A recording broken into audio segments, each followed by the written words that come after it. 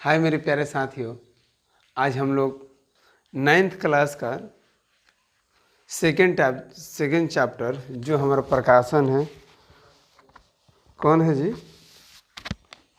भारती भवन है। ठीक है। और जो सेकेंड चैप्टर हम पढ़ने जा रहे हैं जिसका नाम है पदार्थों का वर्गीकरण। ठीक है।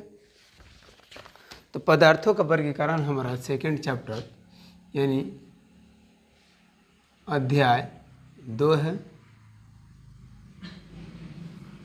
पदार्थों का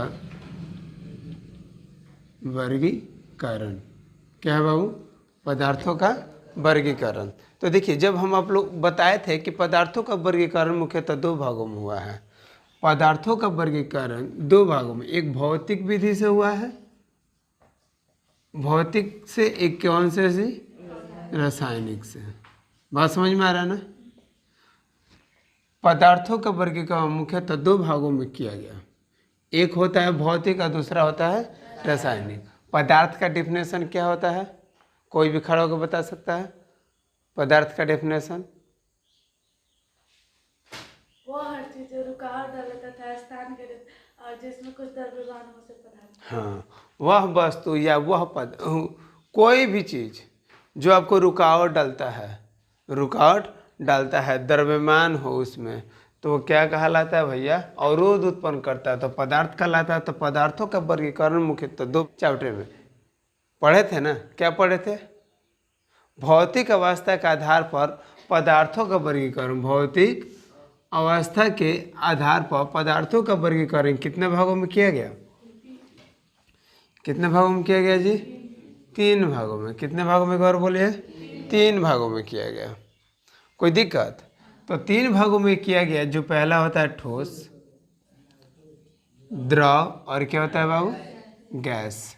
ठीक है। ठोस का डिफिनेशन चलेंगे तो तो ये तो पहले चैप्टर में पढ़ चुके हैं। ठीक है। अब हमें लेकिन पढ़ना है, इस चैप्टर में पढ़ना है इसके अंतर्गत, क्योंकि पदार्थों का वर्गीकरण भौतिक अवस्था के आधार पर हम लोग पहले ही चैप्टर में पढ़ चुके हैं। पढ़े थे कि नहीं? इसका डेफिनेशन देखे थे, विशेषता भी देखे थे इन तीनों का, और भी सारी बातें जाना था। जाने थे कि नहीं जाने थे बउआ लोग?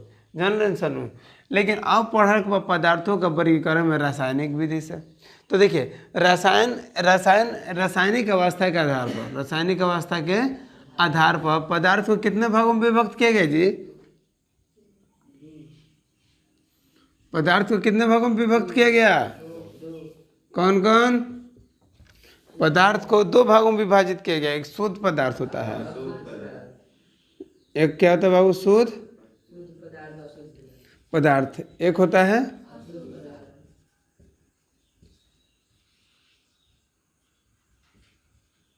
अशुद्ध पदार्थ। ठीक है। तो शुद्ध पदार्थ, अब देखिए, शुद्ध पदार्थ जो होते हैं ये 2 भागों में बढ़ गए। शुद्ध पदार्थ कितने भागों में बढ़ जाते हैं?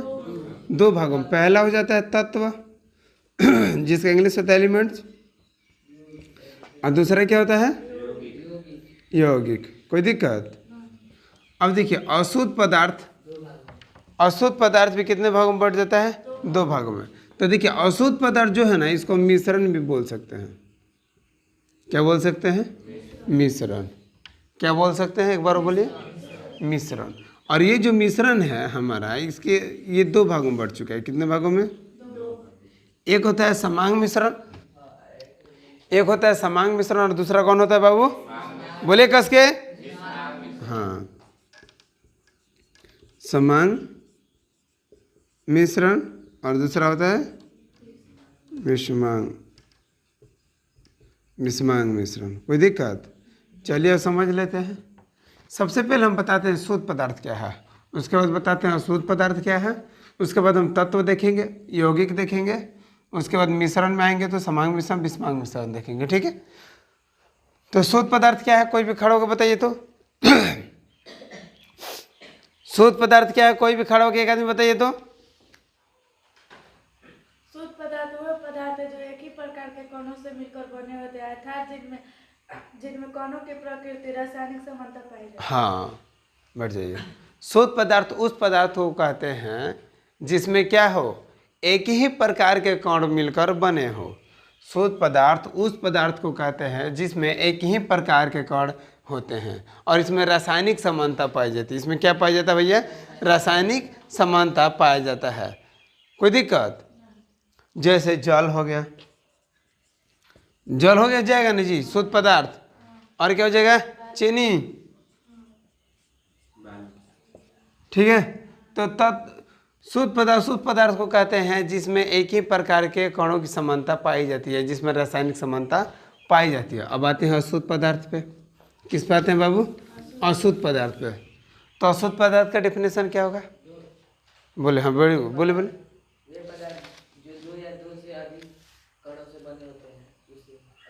अशुद्ध पदार्थ वे पदार्थ होते हैं जो 2 या 2 से अधिक प्रकार के कणों से मिलकर बने होते हैं। Very good, sit down.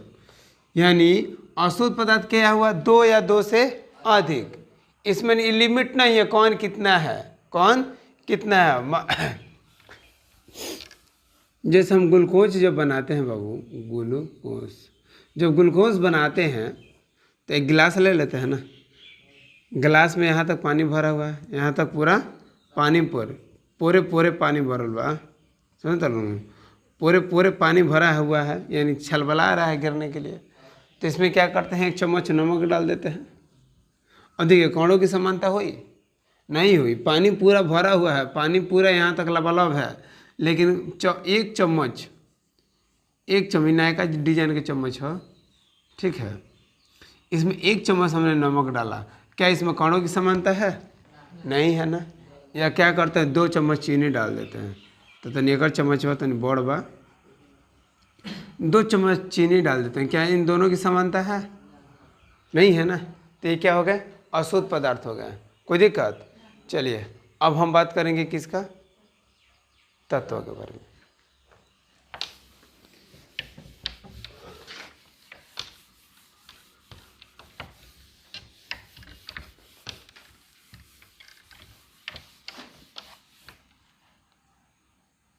तो तत्व किसके अंतर्गत आता है? खड़ा होकर बताइए तो निशा, तत्व किसके अंतर्गत आता है? जब रासायनिक अवस्था के आधार पर पदार्थों को हमने कितने भागों में बांटा? 2 भागों में। कौन था? एक शुद्ध पदार्थ। तो किस पदार्थ के अंतर्गत आता है भाई? तो हमारा तत्व किस पदार्थ के अंतर्गत आता है? तत्व हेडिंग है ना बाबू।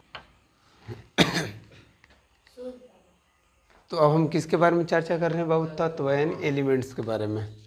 ठीक है, तो एक सबसे पहले इसके बारे में हम बता दें, बट जैसे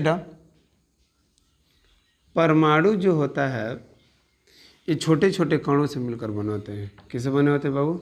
छोटे छोटे कणों से मिलकर बने होते हैं।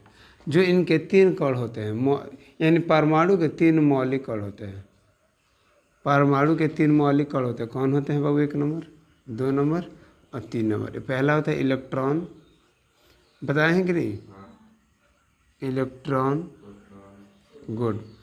प्रोटॉन और कौन होता है बाबू? न्यूट्रॉन। यही होता है ना, इलेक्ट्रॉन, प्रोटॉन और न्यूट्रॉन। बाकी कोई दिक्कत नहीं है ना। अब देखिए परमाणु से मिलकर बना है अणु। परमाणु से मिलकर कौन बना है? अणु। और अणु से बना है तत्व। कौन बना है? तत्व, जिसके बारे में अभी हम चर्चा कर रहे हैं। और तत्व से बनेगा यौगिक। ठीक है, कोई दिक्कत? तो अभी हम किसके बारे में देख रहे हैं? तत्व के बारे में। तो बाकी इन सब की कोई ज़रूरत नहीं है। तो देखिए डिफिनेशन क्या होगा? तत्व वह शुद्ध पदार्थ है, तत्व वह शुद्ध पदार्थ है जिसे किसी भी भौतिक या रासायनिक विधि द्वारा, हमने पदार्थ को कितने भागों में विभक्त किया था? 2 भागों, या तो भौतिक अवस्था के आधार पर या तो रासायनिक अवस्था के आधार पर बांटा था ना कि नहीं? तो भौतिक अवस्था के आधार पर 3 हो गया, ठोस, द्रव, गैस। बात समझ में आ रहा है? और वहीं अगर रासायनिक अवस्था के आधार पर देखें तो 2 भागों में, शुद्ध पदार्थ और अशुद्ध पदार्थ। बात समझ में आ रही है?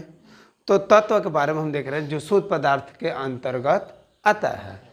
तो तत्व वह शुद्ध पदार्थ है, डिफिनेशन इसके, तत्व वह शुद्ध पदार्थ है जिसे किसी भी, तत्व शुद्ध पदार्थ है जिसे किसी भी भौतिक या, कौन सा बाबू?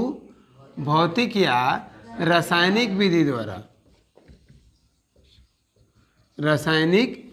द्वारा दो या दो से अधिक, दो या दो से अधिक पदार्थों में ना तो इसे विभक्त किया जा सकता है, यानी ना तो इसे बांटा जा सकता है और ना ही बनाया जा सकता है, तो क्या कहलाता है? तत्व कहलाता है। कोई दिक्कत? डिफिनेशन तैयार हो गई। तत्व वह शुद्ध पदार्थ है जिसे किसी भी भौतिक या रासायनिक विधि द्वारा, तत्व वह शुद्ध पदार्थ है जिसे किसी भी भौतिक या रासायनिक विधि द्वारा दो या दो से अधिक, दो या दो से अधिक ना तो पदार्थों में इसे बांटा जा सकता है और ना ही निर्माण किया जा सकता है। कोई दिक्कत? अब कोई तो दिक्कत नहीं है, आगे बताएं। फॉर एग्जाम्पल, यानी एज फॉर एग्जाम्पल, तत्व का एग्जाम्पल क्या होगा? ये क्या है हमारा?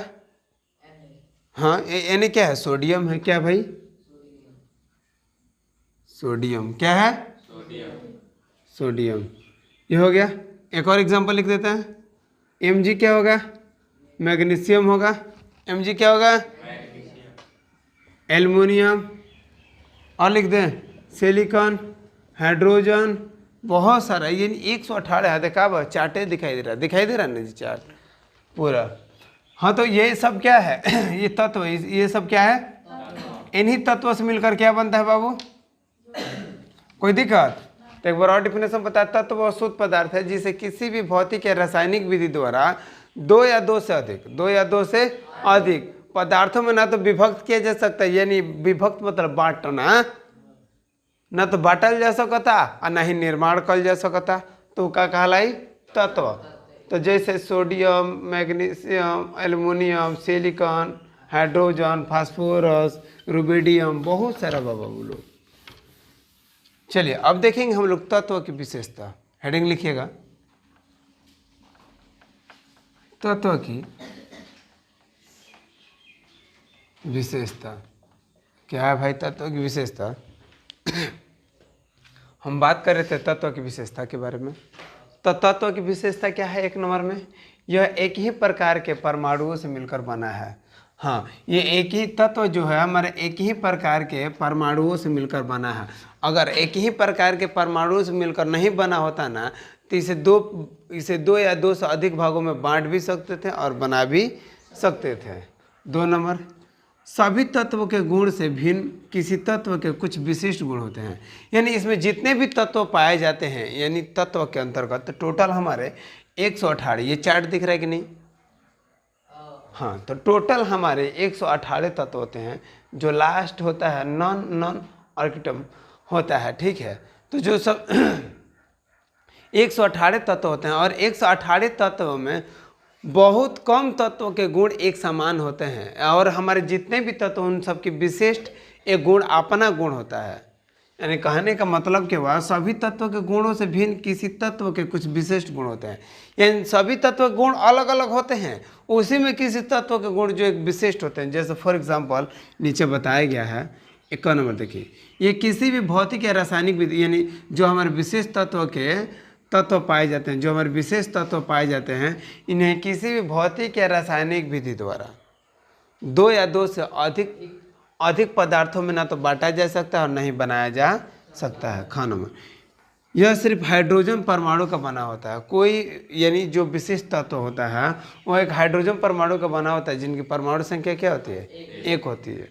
अब तक टोटल कितने हमारे तत्वों का निर्माण हो चुका है जी? 118। 118 में 92 तत्व, 118 से अधिक तत्वों का निर्माण हो चुका है, जिसमें से 92 तत्व कितना प्राकृतिक के हैं? 92 तत्व कितने के हैं? लेकिन अगर इस बुक की हम बात करते हैं, इस बुक में टोटल अभी तक 111 ही में ही चल रहा है। ये कितने में चल रहा है? 111 में, 111 तत्व। लेकिन हमारा क्या 118 से अधिक है और टोटल कितने हैं? 92 प्राकृतिक के हैं। कोई दिक्कत? अब हम देखेंगे तत्वों का वर्गीकरण। हम किसके बारे में देख रहे थे बाबू? तत्वों का वर्गीकरण, यानी क्वालिफिकेशन ऑफ एलिमेंट्स। यानी तत्वों का वर्गीकरण उनके गुणों के आधार पर किया गया।